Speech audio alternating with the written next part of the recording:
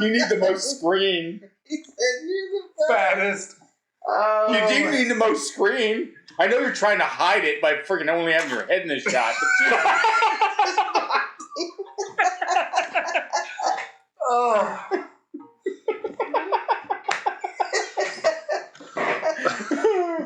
Welcome to the alphanerd podcast YouTube channel. I'm your main host Kyle with my cinema co-hosts Greg and Dan. I like how every time you touch the table, it shakes. I know, right? Right? Earthquake twist. Hello.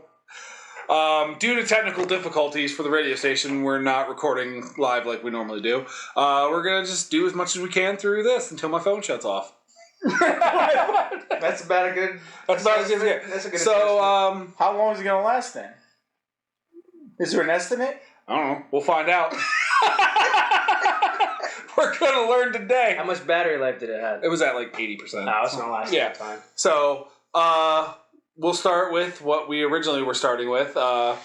Batman Returns. Christmas movie or not? It is not? not a Christmas movie. Fuck not. you, it is. We've already established this. Several times. It's Christmas adjacent. Yes. If you like it as a Christmas movie, it's let fine. it happen. Yeah, right. If you like it as a Christmas movie, that's But it's fine. literally not about Christmas. It's So- not the Grinch. It's not Rudolph. It's not anything, Kyle, like that. It's a Christmas movie. It's okay. No, it's Christmas. And we also touched upon the fact that Kyle will make anything into an argument for no reason. I do not. You're just trying to be fucking haters. See what you just did? Turned it into an argument. I don't know. Like I said, I can see why people like it as a Christmas movie. It's just, for me, it has nothing to do with Christmas, so it's not a Christmas movie. Especially when Danny DeVito was talking about Michelle Pfeiffer's Catwoman and all the innuendo and stuff. Oh, a lot of raunchy. sexual innuendos. A lot of them. I forgot how raunchy it was. I mean, obviously we were like, like 10 when the movie came out. So, that started with when she became Catwoman, right? That was the whole thing. She kept like going, like, you know, feeling herself up, basically. All on his bed and everything. It was really weird. Really weird. He was like, "I'd like to touch that, kitty." And I was like, Hey, we're not on the radio. We can cuss. "Oh, that's right." We just still have to be careful about, like... Do we really need to, though? No, we don't. No, I'm not going to force it, but I do cuss a lot. So that's why that's a good word. Cuss. So yes, the argument is won for now. Greg did give me props saying, you know, it's closer to a Christmas movie than Die Hard is. It's very. I will give you. I will give that to you. I would make that more of a Christmas movie than I would Die Hard. So there's a chance. So you're saying there's a chance. Look, you're saying there's a chance. Look, I'm sure you could convince somebody who's not as smart as we are that it's, you know, a Christmas movie. But we're us, and we know you, so no. So, we got into a little bit of the news. They are talking about an It Chapter 3. The consensus is none of us really agree with that because there's not much they can do. I mean, it's not that I don't agree with it. It needs to be a prequel. Yeah. Because they defeat him in the book. They defeat him in the movies. You can't really take it past that. I'd like to see an origin story. And plus, there's a lot of shows that try to deviate from source material, like Game of Thrones, for example. Well, as soon as they ran out of the book, it was over because they ended up super simplifying a lot of stuff that they couldn't extrapolate from because he didn't finish the book series really. So stick with what Stephen King already did, right. Or at least what he kind of told you about anyway. Right. I would like to see an origin story if they do another one. It's an origin story for me. And Netflix is talking about doing an origin story with it. Yeah. But like it connects with the tower. Is it the Dark Tower? The Dark Tower. I think it connects with that. Like they're like from the same universe. That kind of makes sense then if they want to do that, but so I don't know. I could see that like an origin story. I'd be alright with that. Okay. I mean, I don't want to see anything, but if they're gonna make one, I would prefer an origin story. Fair enough. So you don't want them to mess it up too much, right? Right. Or like if you want, you could do Derry in the early, because it messed with all their parents too. They just don't remember it. Yeah, because they grew up. Yeah, right. They just don't remember it. So if they wanted to do something like that, I'd be fine with that too. But It has to be origin or before. Fair enough. The other piece of news that they were talking about is recasting for the Flash in the DCU, possibly going with Elliot Page over Ezra Miller. No. There was another one. I already saw one of a rumor for George McKay, who was in 1970. So today marks the first day of our very Alpha Nerd Christmas month. This is going to be part one. We're just going to go over some of the stuff that we finished up in November, and then we're going to move on to hopefully a review for, I think, Violent Night. Have you watched Violent Night with us? Absolutely not. I'll pay for it. Okay, I'll do it then. But I'm not spending money on it. Yeah. I'm not wasting my money on something like that. When does it come out? I believe the 11th or something. I think it's like tomorrow. Is it? I'll find out. But I plan on watching that. I plan on watching You're a Mean One. I definitely want to see a You're a Mean One too. Yeah. I know he doesn't want to see that. Yeah, he's not going near that one. So then that... Because I don't like the Grinch in the first place. Fair enough. You don't like the Grinch? I don't like the movies. I do. You don't like the original, like the cartoon? I understand. I like the animation. I just don't like the story for it all that much. Because it's about a bunch of idiotic, happy-go-lucky people who get messed with by the Grinch, and then at the end they're all happy and loving each other. Well, I mean, that's super. That's I don't know. I mean, it's not like he gets messed. They get messed with by the Grinch. He hates them because they're so happy all the time. Yeah, I'm with them on that. There you go. Because Dan. But I don't want to watch that. So, but in the end, he sticks with their spirit instead of sticking with what he already had. He didn't stick to his guns. It's because his heart grew 3 times. And then which is a serious medical problem. And somehow he didn't die. Which is... Sounds like he had a tumor. A tumor. A tumor. A very fast acting It's not a tumor. So, there's all that. Then we were talking about the trailer for Cocaine Bear. Yeah, it comes out tomorrow. Does it come out tomorrow? Yeah, okay. December 7th. Thank you. Then we have Cocaine Bear. Listen, it looks so hilarious. I'm not into those dumb movies, but I still want to watch it. It looks so funny. And then you told me about a real bear that got cocaine. So it's loosely based off of a real story where in Kentucky, a bear got into a bunch of cocaine stash somehow and ate a crap load of cocaine and just went on like a day rage. It was the apex predator in the whole world that day. I mean, is that bear fighting sharks? Oh my god! Could you imagine? That thing probably didn't know what the hell was going on. It just knew it had to do something at all times. I cannot not be doing things. I gotta be moving. Oh man! So I watched Wakanda Forever. I told you both. Oh, yeah, that's right. So, we're going to get into some of the better parts of it that had nothing to do with the movie. You know who's directing Cocaine Bear? Who? Elizabeth Banks.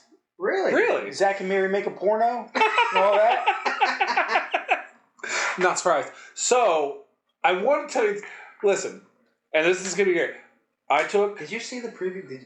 You have to look... So, are you... Oh, he's not on Facebook, right? No. So, I'm on Facebook, but I don't pay attention to it. So, on our way to the movie theater, right, as we're walking... I took Vic. Yeah. Every person he saw of color. Oh yes, he told me that. I know he told me about that too. He would just give him the he would just walk up like, Wakanda forever. And I looked at him and he just that's all he did. It was only to the colored people too. It was only to black people. And it was great. And then we got in the movie theater and the girl at the front kiosk was black and she was just talking, trying to, get my movie. I put my card in. All of a sudden here you go. I hear it right behind me too. Wakanda forever. And I'm like, oh my god. And we start walking. I was like, don't you do it again. You better stop it. Embarrassing me out here. So, back to the watching and making fun of my... Oh, Wakanda Forever. Yeah, Wakanda Forever. It is surprisingly mediocre. Was it right over? Was it this way? It doesn't matter. It doesn't matter which one it is. I don't know for sure. It probably is one way or the other because they are probably do it in a line, right? Yeah. I would imagine, yeah. Yeah, probably, but it's Come on, Kyle, you have to stay on top of this stuff. So, it. Wow, there's a number of ways to go with that one. Yeah, so they start out the movie with the funeral of T'Challa. Everyone knew they were going to pay tribute. Yeah, which they did great. They did great with that. They did great with a lot of things. Unfortunately, the woman who plays Sherry did not. That's the sister. Yep. Right. I don't know, in between the first one and this one, she lost a bunch of weight. Because she's always been skinny. Yes, but she's a little more athletic in the first movie. So she's super, scrawny skinny. I don't remember her being athletic in the first movie. No, she didn't really do a lot. She didn't do a lot. Well, that might have been just her costume then. But, she started out with, they started out to make it seem like, she was holding herself responsible because she couldn't help save T'Challa. Which was fine. I figured that's what they were going to go with. The whole thing was her redemption arc of trying to make up for failing him. Right. No.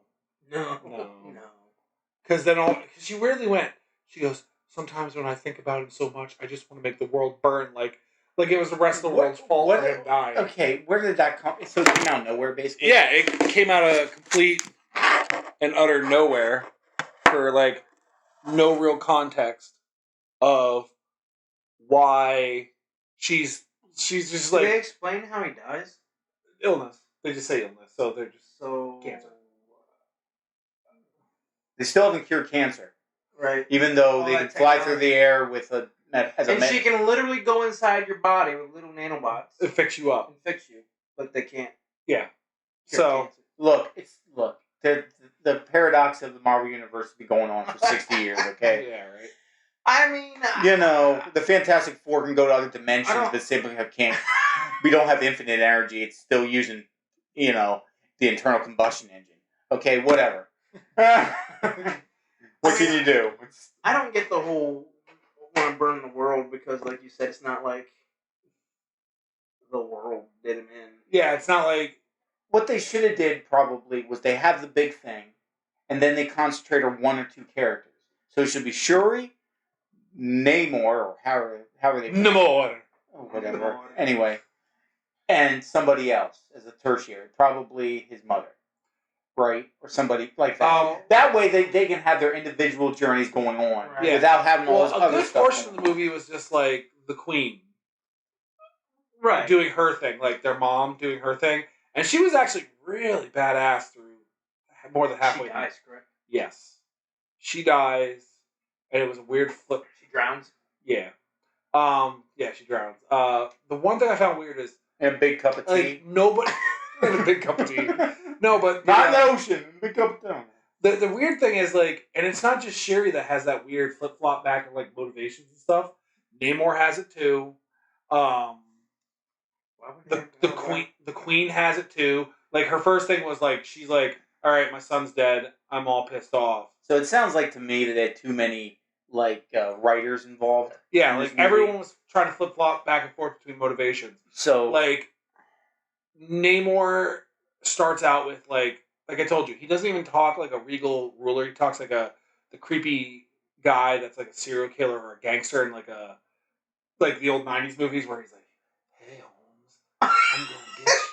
Like a cholo. Yeah, like a cholo. You heard him. Yeah. I played it. Yeah, it's very... It's like how you said, hey Holmes. Hey Holmes. That's how he was talking. He's like... It sounds like Cheech and Chong. Yeah! Like Cheech and Chong or a member of, The guy from Next Friday. Joker. Baby Joker. Joker. Yeah. It was just so weird. He's like... Everybody know you guys have sugar. Yeah. Because he started out with his introduction. He's like... They're like, who are you? And he's like... My people have given me many names. Some of them call me Coco Khan. He goes, Coco Khan? So he sounds like... And then he goes... So he sounds What's like... up? Coco Khan is a god. I know, but that's the whole point. So he sounds like, kind of like, I don't know, a guy telling a scary story around a campfire. Yeah, with a really thick Mexican accent. It's not even particularly thick. And then he goes, but my enemies call me Nemo. And then it was just a weird. He's like, your land is so beautiful. My mom told me so much about it. Like, I'm like, how does she know? No one knows about Wakanda. There's so many inconsistencies, and I didn't even watch the movie. Yeah. Oh. So then it went from him like, hey, I'm actually like his standard motivation is he just does everything for the betterment of Atlantis, like to protect his people. It's not Atlantis, Kyle. Oh yeah, it's whatever. They didn't want to call it Atlantis because Aquaman is way better right now, and they didn't want to compete against Jason Momoa, who's way more charismatic than this guy, and looks more like a movie star than this guy can ever be. Right. He's like twice his size and 4 times his buff. But it was just so they went for the tender heart. He goes, I only do what I have to do to protect my kingdom, and then she's like, this is kind of wrong. Nobody knows about you guys. We can figure out where. He's like, no, we got to make the world burn. You said you wanted to make the world burn. Like, trying to force her to the dark side. It was really weird. So it's basically a half-assed way of trying to push it into that direction for no reason. Like, really, everything was really half-assed. So instead of having, like, a literal, like, event that affected, like, Wakanda hurt them or they hurt Wakanda in some way, like a terrorist attack or a misunderstanding or something, that would have precipitated a war. Instead, they made it about some sort of individuals creating conflict for no reason. Yeah, because somehow the Shuri is like all powerful in Wakanda. Really, everybody's just gonna go with her. Yeah, right. She has no standing. She's just the scientist girl. They get into that later where he goes, well, if I kill the queen, you'll be the queen next, and then we can, we can join forces by force. It was just really. Yeah, but how does she become Black Panther? Aren't you supposed to fight for Black Panther? No, you can be challenged. That's what I mean. But if it's still a line of succession thing, but the leader can be challenged. But how you become Black Panther is you eat the heart-shaped herb, and then it makes you Captain America. Well, it's the comics. Almost everybody has the same superpowers. Yeah. So Captain America, Black Panther is more like a Batman with superpowers. Yeah. Like, not over-the-top superpowers, but just slightly better than everybody else. And for the record, Batman has beaten Captain America in a fight.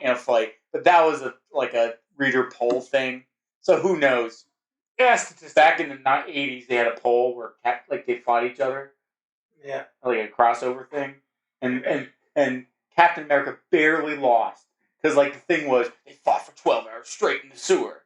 And he barely won, and he saved his life, and they didn't kill each other, Stuff like that. Yeah. Well, Death Battle also did Captain America versus Batman. Yeah. And they're like, yeah, Captain America's all good and stuff, but Bruce Wayne is literally insane. He's literally done everything Captain America can do, but he did it through his own training instead of a chemical.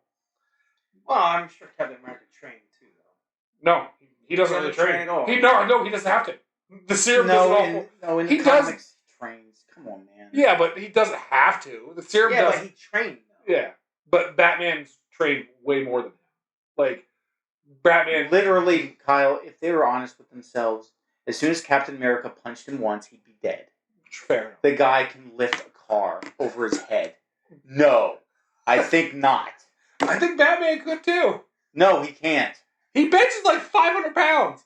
That's not over his head. 500 pounds isn't that much. It's not as much. The force alone. What do you mean? Oh. Did you just compare 500 pounds to a car? A car's 2 tons. Shh. If it's a bug, the little car. The old ones are still a ton. So 1,500 pounds, not quite a ton. Yeah. Whatever. So the whole premise was apparently a scientist made a device that could sense vibranium elsewhere out in the world. Because Wakanda's not handing their shit over to nobody. Well, yeah, why would they? And this is the dumbest part of the movie. Apparently they found it in the water, in one of the oceans, and they go down to look at the vibranium, and then Namor kills everybody on the ship and everybody around there. That's the dumbest thing about it, because Atlantis doesn't have that. They just have really good technology and magic and stuff. Yeah. They don't have vibranium. only one place has vibranium. And that's Wakanda. And in the comics, Wakanda ended up destroying all of it because everybody kept fighting them over it. Yeah. So that was the first premise, and that's how they introduced Riri Williams. And this, okay. Now, a super genius who never makes anything by herself but steals it from other people. Great. Yeah. Okay, that's a real good look for, The premise of Namor is he kind of blackmails Shuri and the Queen. Like he does. He goes. If you don't keep my land a secret, and help them stay away from my vibranium, I'm going to get you guys and ruin your city and help them get you. So it seems like incredibly juvenile. Yeah, it's really juvenile. Like it's really the whole thing sounds juvenile. It is. Now, there's no reason for them to battle. Other than and do they really get into what Atlantis is and all that stuff? No. Not so the whole premise of them is that there's a conflict between what they're doing. So the whole thing is we both have vibranium. We should be killing all these other people. Yes, that's the whole point. Yes. So why do they just cut it? Because that's not the best thing. This is my problem with most Marvel movies now. They don't take what's best in the comic books like they used to. Like Captain America or Iron Man, they took what's best in the comics and put it on the screen. Yeah. And now they're not even doing that because the reason why they're fighting each other is because Wakanda accidentally killed a bunch of people because they didn't want the Atlanteans to get into Wakanda. And then the Atlanteans figured it out because they're just as technologically advanced as they are, and they ended up fighting a war over it. But they can't do it that complicated, I guess. They wanted some weirdo telenovela, melodramatic BS. Then... And the part that really gets me is Shuri creates an artificial version of the heart-shaped herb to give herself powers. Okay. And whenever you take it and do the ceremony, you see like the last king, and then they talk to you and try to give you like advice. Yeah. Well, she went to her dreamscape and saw Killmonger. Yeah. Because he was the last guy to take it. Jordan. Oh. Yeah. Okay. The reason why she saw him is because she wants revenge against Namor. She's not even worried about her people. She's not worried about doing the right thing. She just wants to kill Namor for the sake of killing Namor. That was her whole motivation becoming the Black Panther, so she could try to kill Namor. Why did she want to kill Namor? It's not for no reason. No, because Namor killed her mom. Technically, he killed her mom. So they have a big argument for no reason, and it doesn't look like he's attacking anybody. And then her mom got super aggressive to Namor, and Namor ends up accidentally killing her, and she blames him for no reason. Pretty much. So she's kind of dumb. Yeah, everyone's kind of dumb in this. So like they went from the heights of Iron Man, who could figure out how to kill a guy who murdered half the universe, or to some lady who, steals patents from him, and a girl who can't, and to her credit, she can copy him exactly. Yeah, but she never makes anything on her own. I understand that. I get it. Everything she gets is she stole from other people. Right.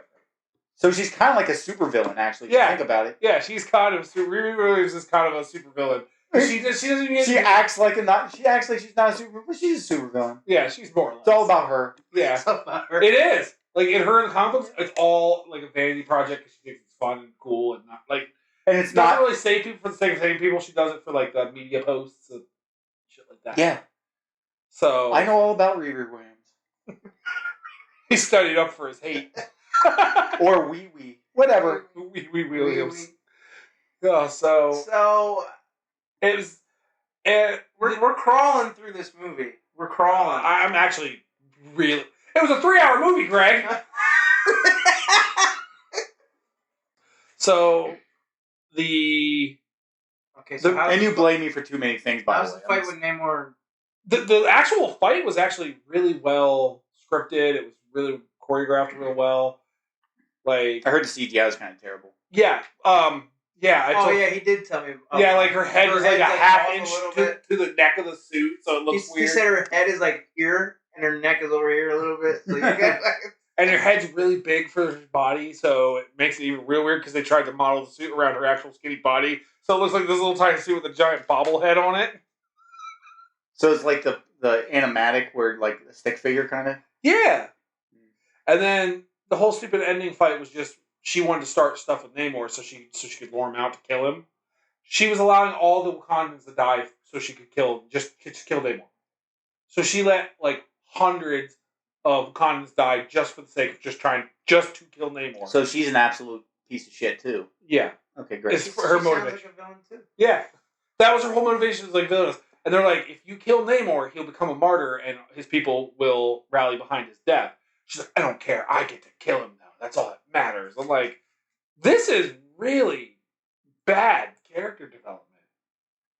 And then they fight. She gets the upper hand because they do the thing we always do with Namor. We just put him out in the center of the desert every time we played Marvel or anything. We just put him in the desert where he dries up and can't win. That was one of my favorite sessions ever. So, because he has to absorb water, that's what keeps him strong. Okay. So, they put him under a bunch of heat lamps and then try to get him as far away from the water as possible so he can't get to it. Right. And that's how she kind of beats him. And then all of a sudden she goes to kill him, she goes, we have to stop for our people. I was like, half your people are dead for your little vanity project. What about your people a while ago? Right. So they end it with a stupid monologue again, like another extra like pseudo funeral thing. Are we done? Who? For Sherry, like getting past her drama. Like there was like it was like her doing it on her own kind of thing. So it's more. So is this about? This is like I don't know, a self-help quest. Yeah. Except thousands of people got killed. Yes. So she's a narcissistic drama queen who doesn't care about anybody but herself. Yes. Wonderful. No need to watch it. Yes. Great. Like I said, it was average at best. So sounds like a terrible movie to me. Would you watch it again? No. No. I would not. not unless I was forced to. So now we're gonna go to our main movie that we watched. Snatch. Is it Snatch? Snatch. Snatch.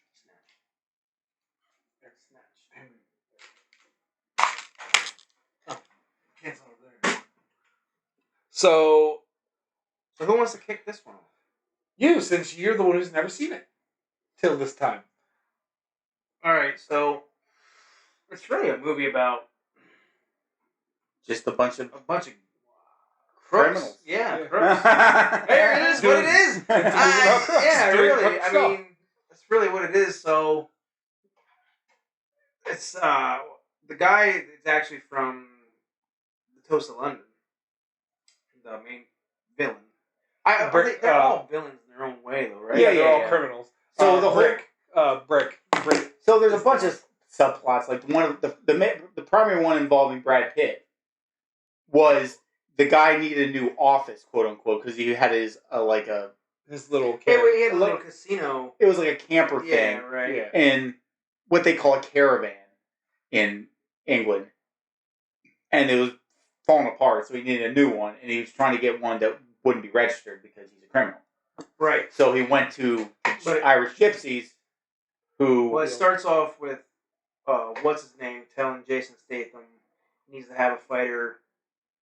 They're rigging a boxing match. He needs a fighter that's going to go down. Then they had one. They had a fighter. They took him to the... But they took him... The gypsy camp. Gypsy camp. Because they needed a... So they're all happening... All the plots are happening at the same time. It's very weird. So there's the caravan they're trying to get, which they're buying from the gypsies. Yep. They got Brad Pitt to be the guy who's supposed to do the fall for the gyp from there. Because he beat up their And then there's another one involving diamonds. Because he's the boxing gypsy champion. Yeah. And he knocks everyone out in one hit. Every time. Oh, not the last guy. He doesn't knock him out. No, he did, but he could have. He takes some off of it. Right. Yeah. So the caravan that buy up the gypsies breaks. So their main guy that is their boxer gets pissed. They get a deal where they're going to fight each other, and whoever wins, the loser walks away, no problems. Yeah. Well, Brad Pitt, one punch, knocks the dude out immediately, and they think he's dead. Right? They're like, we don't even know if he's alive. He goes to the hospital. He got his neck brace on. So they get Brad Pitt to replace him for the fall. Mm-hmm. And he doesn't go along. Yeah, just knocks the dude out. The first fight, and then there's another fight. They had to take another fight to make up for him. Well, he tells him no at first. Yeah, and that's when everything starts. Brick kills his mom while she's asleep in her burns her in the caravan alive. Yeah, right. Oh. Well, then you got the subplot with the black guys, which is totally hilarious. Like they're like the worst criminals in the world. They don't know how to rob anybody. They can't shoot. Like, the door is a push door, and they're trying to pull it to get out.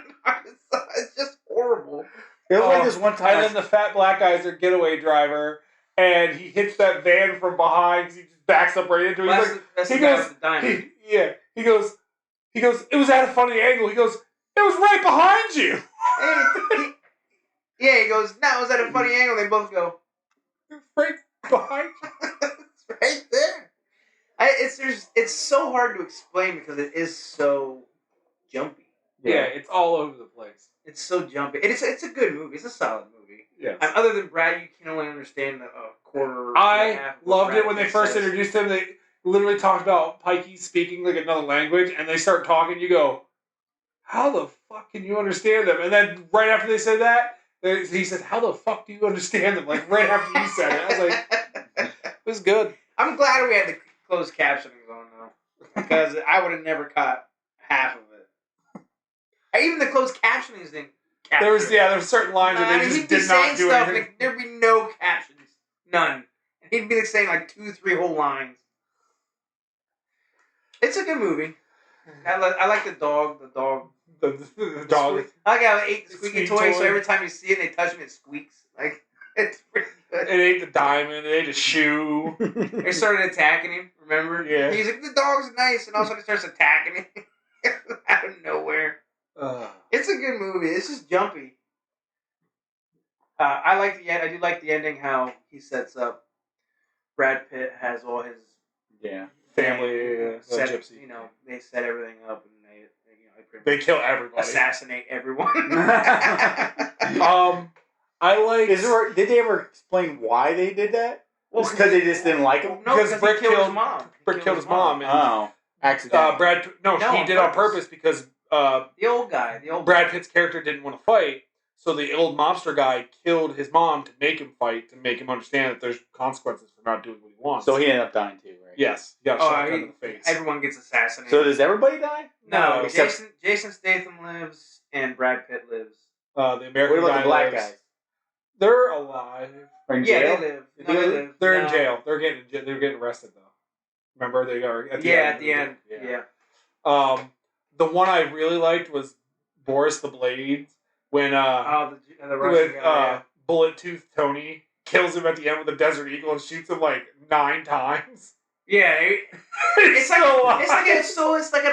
a 50 cal. You know what a big of a hole a 50 cal, especially not even 10 feet away. Yeah, right. A 50 cal is putting a hole in you like At the very least, I love it. He shot him like 4 times, and then he's like. Then he walks away and he starts talking to the dude. He's like, "I'm gonna kick your ass!" And blah blah blah blah blah. And he's like, "Oh, it was the getaway driver." Yeah. He's like, then the Boris keeps talking to him, keeps talking junk. And I'm like, he just got shot 7 times with a 50 cal. He's got holes in him. How is he alive? Everywhere. There's no way. Yeah, there's no way. He'd be in pieces. Yeah. Oh, it was just such a good movie. It is a quick movie too. If you really think about it, it's very quick paced. It's like an hour and 45. Oh, it is a very fast paced movie. Yeah, it goes pretty quick. I don't know. It's a good movie. I would recommend it for somebody. Yeah, Dan picked a good one. So what are we doing next time? Next time is going to be A Violent Night. Oh. And then we don't have any. And the mean one, and then after that, it's going to be the classic Christmas movies as we talked about. I love the crap. My favorite Christmas movies are the classics. Yeah. Depending on what you mean by classic. I'm talking about old school, like Rudolph, like the claymation ones, like the Rudolph the Red-Nosed Reindeer, like Santa Claus is Coming to Town. Yeah. All those. The Santa Claus.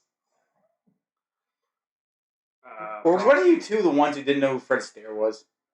Yeah, because I didn't know Fred Astaire, the actor. At the beginning of like Rudolph the Red-Nosed Reindeer, there's a mailman. Yeah, the mailman comes in. That's Fred Astaire. Okay. When he was older. I don't know. They're my favorite. I don't know why, but they always have been. I think if you want to get into like movies, like some people like A Christmas Story, but I never liked that movie. I think it's all right. Like I can watch it. It's not like I like the crazy parts. I don't really care about. My dad like the leg lamps interesting. Yeah. I love the part where they're in the Chinese restaurant. Back to hard They bring out the goose. Yeah. And she's like, its head's still on. He goes, oh, you don't want the head?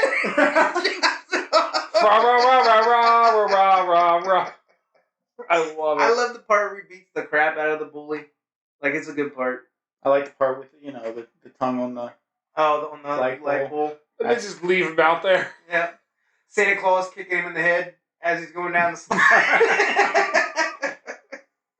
Well, you're taking too much time with Santa Claus? Yeah. So he freezes when he's on Santa's lap because he wants the Red Ryder BB gun. Uh-huh. And like he sits on Santa's lap and Santa's like, what do you want? And he's like, just staring at him like an idiot. And he's like, how about you get a nice football? And the kid's like, uh-huh. And he's like, okay. So he goes to throw him down the slide. And as he's going down the slide, he slams, like he sticks his legs out and stops himself. And he crawls back up the slide and he goes, I want a Red Ryder BB gun with this, and that. And Santa looks at him and goes, You'll shoot your eye out. And then he takes his foot and goes, yeah. Oh. My dad's favorite Christmas movie, and I can't stand it, is It's a Wonderful Life. Really? Oh, my sister and my mother watched it. I want to live, Terrence! Oh my God. I want to live! I can't stand I don't think I've ever seen that movie all the way.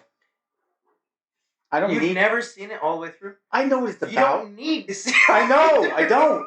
It's boring. It's horrible. It's super boring. It's horrible.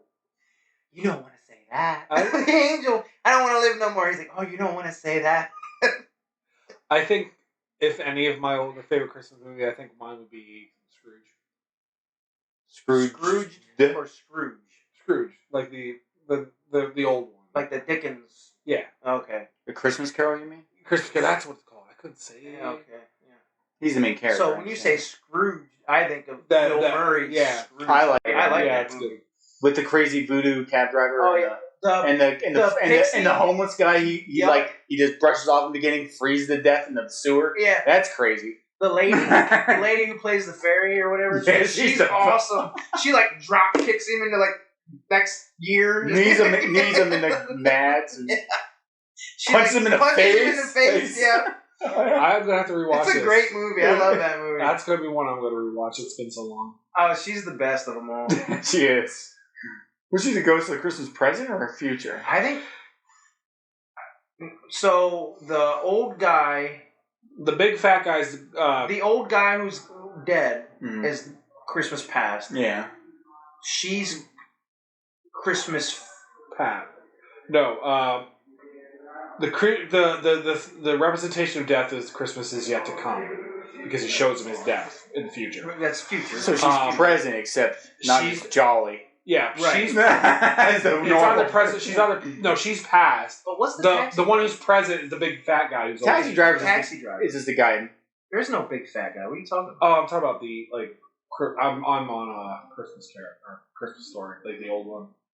They go through. We're talking about Scrooge, dude. We're talking about Scrooge. Yeah, I know. I realized that as I lost. And Scrooge, when the ghosts first come to him, it's his old business partner. Oh yeah, I remember that. And he's Christmas past. And he keeps telling him, you can't live like we did.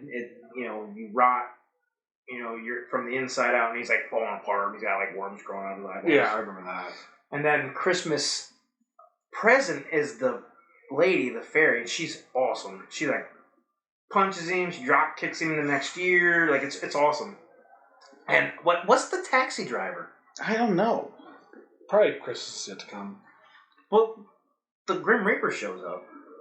So that's future or yet to come, correct? Maybe. I mean, it's all explained, but it's an awesome movie. It's a great Christmas movie. But, man, my dad's is a Wonderful Life, and I can't stand it. Yeah.